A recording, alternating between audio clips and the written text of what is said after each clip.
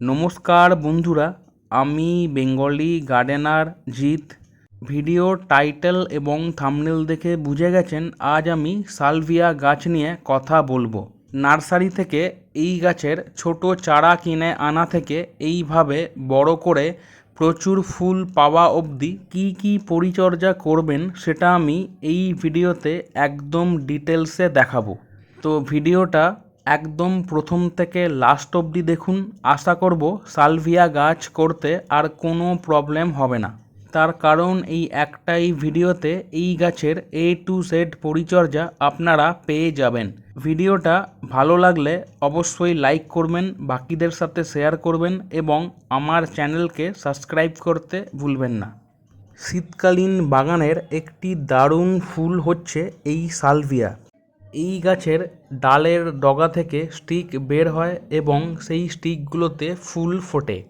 এই লাল কালার বাদ দিয়ে আরও 4-5খানা কালার ভ্যারাইটিতে এই ফুল পাওয়া যায়, তবে এই লাল কালারটা দেখতে সবথেকে ভালো লাগে। অক্টোবর থেকে নভেম্বরের মধ্যে এই সালভিয়া গাছের চারা আমরা নার্সারি থেকে কিনে আনব। কিনে আনার পর আমরা চাইলে জল খাবার গ্লাস বা চা কফি খাবার কাপে এই গাছগুলোকে বসিয়ে একটু বড় করে তারপর ফাইনাল প্রতিস্থাপন করতে পারি, কিংবা সরাসরি এই চারাগুলোর ফাইনাল প্রতিস্থাপন করে দিতে পারি। নার্সারি থেকে এই সালভিয়া গাছের ছোট চারা কিনে আনার 3 দিন পর আমি এই গাছগুলোর সরাসরি ফাইনাল প্রতিস্থাপন করে দিয়েছিলাম। সব থেকে প্রথমে চলে আসবো এই গাছের জন্যে আমরা কী টাইপের মাটি বা পটিং মিক্স তৈরি করব। সালভিয়া গাছের আইডিয়াল পটিং মিক্স তৈরি করতে আমাদের 3খানা জিনিস লাগবে। সব থেকে প্রথমে এখানে আমি 50% নিয়েছি গার্ডেন সয়েল। আপনারা আপনাদের বাড়ির আশেপাশে যে মাটি পাবেন সেটাকে 50% নিতে হবে। এই মাটির সাথে আমি মেশাবো 25% মতো কনস্ট্রাকশন স্যান্ড বা হলুদ বালি। বাড়ি তৈরি করতে যে বালির ব্যবহার হয় সেই বালি আমরা 25% নেব। এর বদলে নদীর বালি মাটি বা সিলভার স্যান্ড ব্যবহার করা যেতে পারে। এবার এইগুলোর সাথে আমি মেশাবো 25% মতো ভার্মি কম্পোস্ট বা কেঁচো সার। এর বদলে গোবর সার বা পাতা পচা সার ব্যবহার করা যেতে পারে।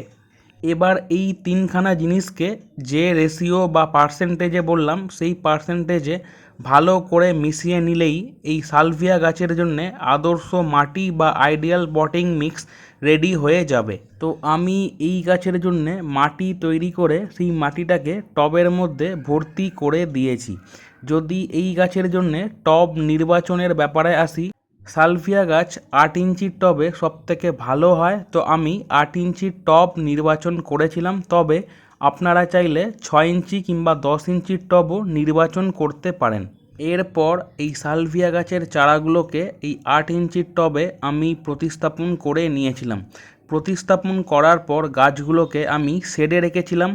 যখন থেকে এই গাছগুলো একটু করে বাড়তে শুরু করে আমি তখন থেকে এই গাছগুলোকে একদম ওপেনে বা ফুল সানলাইটে বের করে দিই। এই গাছের ফাইনাল প্রতিস্থাপন করার 10 দিন পর থেকে এই গাছের টবে একদম পাতলা করে সরিষার খোল পচা জল দেওয়া চালু করেছিলাম। এইভাবে পাতলা সরিষার খোল পচা জল তৈরি করে এই গাছের টবে দেব। এটা এই গাছের ফাইনাল প্রতিস্থাপন করার 10 দিন পর থেকে আমরা চালু করতে পারি। তাছাড়া এই সময় দরকার অনুসারে জল দিতে হবে। গাছগুলো যেহেতু ছোট অবস্থায় আছে, দরকারের থেকে বেশি জল দিয়ে ফেললে বা কম জল দিলে গাছ মারা যাবে। তো গাছের যে সময় জলের প্রয়োজন হবে সেই অনুযায়ী আমরা গাছের টবে জল দেব। কিছুদিন পর দেখুন এই গাছগুলো আস্তে আস্তে বাড়তে শুরু করেছে এবং এই গাছের পাতাগুলো আস্তে আস্তে বড় হতে শুরু করেছে। পাতার চারপাশ থেকে প্রচুর নতুন ডাল বা সাইড ব্রাঞ্চেস বেরোতে শুরু করেছে। গাছগুলোকে একদম ওপেনে বা ফুল সানলাইটে আমি রেখেছি। তাছাড়া দরকার অনুসারে জল দিচ্ছি এবং প্রত্যেক 10 থেকে 12 দিন অন্তর একবার করে সরিষার খোল পচা জল আমি দিয়ে যাচ্ছি। অনেকে সরিষার খোল পচা জল দিতে চান না, তারা এর বদলে DAP বা ডাই অ্যামোনিয়াম ফসফেট ফার্টিলাইজার ব্যবহার করতে পারেন। এই ফার্টিলাইজারটা টবের সাইজ অনুযায়ী দিতে হবে।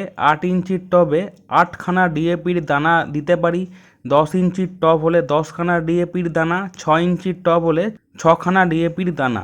এবং এই ফার্টিলাইজারটা একদম গাছের গোড়ায় দেওয়া যায় না, গাছের গোড়া থেকে অনেকটা দূরে টবের চারপাশে আমরা দেব, তারপর ভালো করে জল দিয়ে দেব।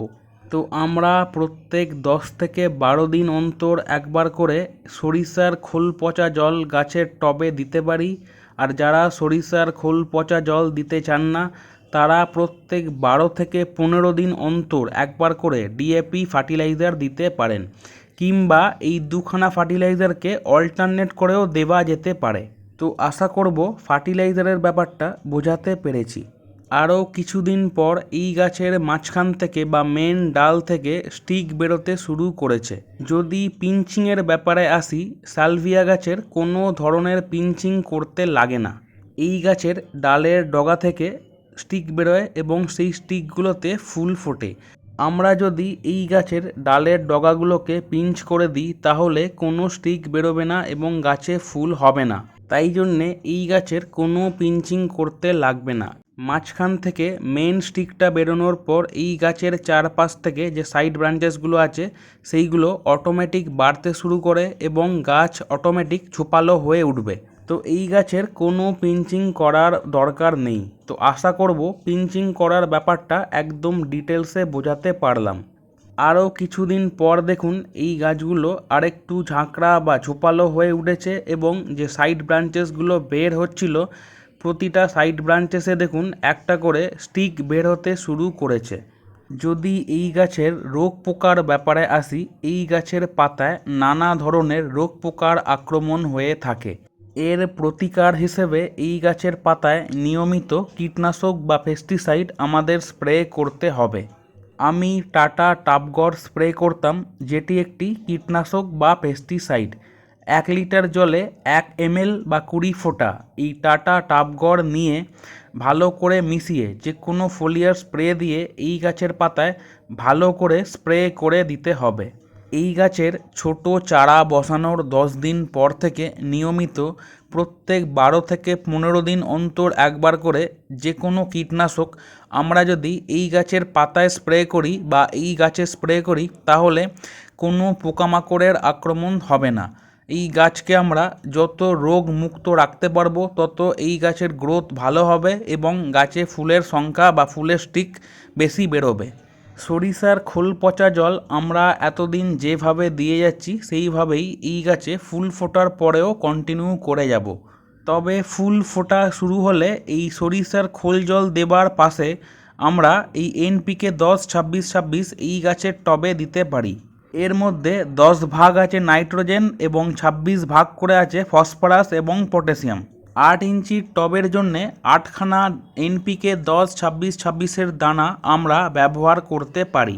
6 ইঞ্চির টবের জন্যে 6টা এবং 10 ইঞ্চির টবের জন্যে 10খানা এনপিকে 10-26-26-এর দানা ব্যবহার করব। এবং এই ফার্টিলাইজারটাকে গাছের গোড়ায় দেওয়া যাবে না, গাছের গোড়া থেকে অনেকটা দূরে টবের চারপাশে দিতে হবে। এই ফার্টিলাইজারটাকে প্রত্যেক 15 থেকে 20 দিন অন্তর একবার করে এই গাছের টবে দিয়ে দেব, তারপর ভালো করে জল দিয়ে দেব। এই গাছে ফুল ফোটা শুরু হলে এই ফার্টিলাইজারটা ব্যবহার করব এবং যতদিন এই গাছ বেঁচে থাকবে ততদিন আমরা 15 থেকে 20 দিন অন্তর এই এনপিকে 10-26-26 এই গাছের টবে দিয়ে যাব। তো সালভিয়া গাছে যখন থেকে স্টিক বের হতে শুরু হবে বা ফুল ফুটতে শুরু করবে তখন থেকে আমরা এই এনপিকে 10-26-26 প্রত্যেক 15 থেকে 20 দিন অন্তর একবার করে গাছের টবে দেব এবং এতদিন যেভাবে সরিষার খোল পচা জল দিয়ে যাচ্ছি সেটাও কন্টিনিউ করে যাব। এই দুখানা ফার্টিলাইজার কখনোই একসঙ্গে দেব না, এই দুটো ফার্টিলাইজারের মধ্যে মিনিমাম 3 থেকে 4 দিন অবধি গ্যাপ থাকবে। তো এতক্ষণ ধরে যে পরিচর্যাগুলো বললাম একদম শুরু থেকে শেষ অবধি এই পরিচর্যাগুলো আমি করেছিলাম, যার ফলে এই গাছগুলোতে এইভাবে স্টিক বেরিয়েছিল বা ফুল ফুটেছিল। এই ফুলগুলো ফুটে শুকিয়ে যাবার পর দেখবেন বীজ তৈরি হবে এবং এই বীজগুলো যখন পেকে যাবে ওই বীজগুলোকে আপনারা চাইলে সংগ্রহ করে রাখতে পারেন। তো এই ছিল সালভিয়া গাছের শুরু থেকে শেষ অবধি পরিচর্যা। এই ভিডিওটা যদি আপনাদের কোনো কাজের হয়ে থাকে তাহলে একটা লাইক দেবেন, বাকিদের সাথে শেয়ার করবেন এবং আমার চ্যানেলকে সাবস্ক্রাইব করতে ভুলবেন না। তো আজকের ভিডিওটা এখান অবধি রইল, দেখা হবে এর পরের ভিডিওতে।